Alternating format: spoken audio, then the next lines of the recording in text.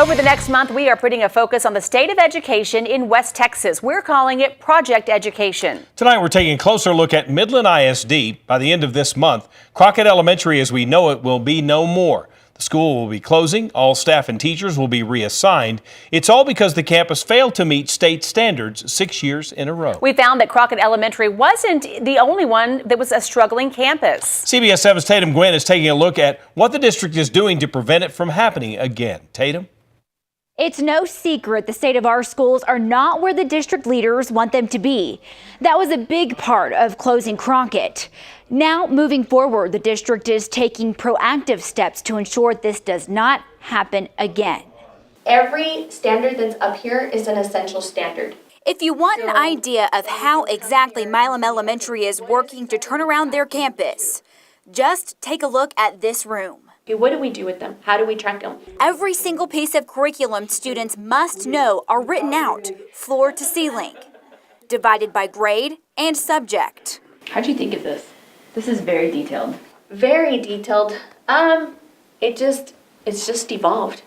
It seems like a lot, and it is, but there is a purpose. We, as a campus, we identified what is going to be crucial for us to get out of IR as fast as we can.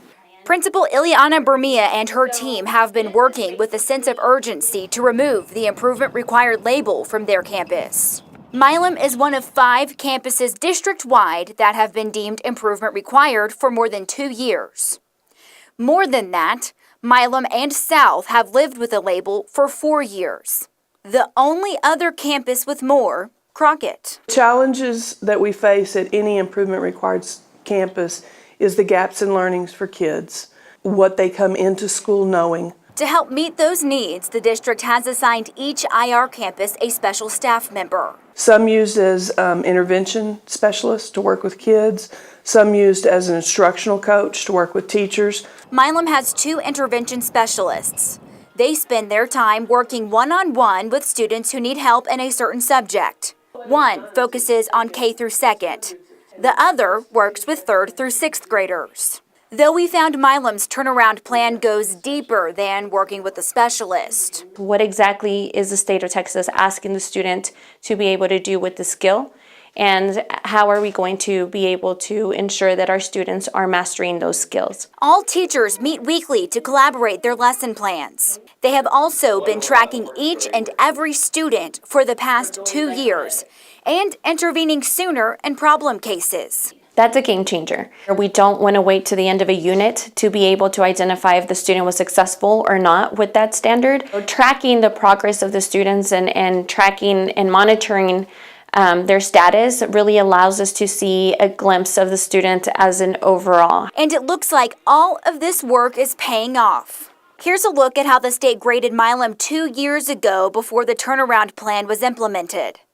Missing 3 out of the 4 indexes, the state grades by several points. Now look at the 2016 report card, the first year with the turnaround plan in place.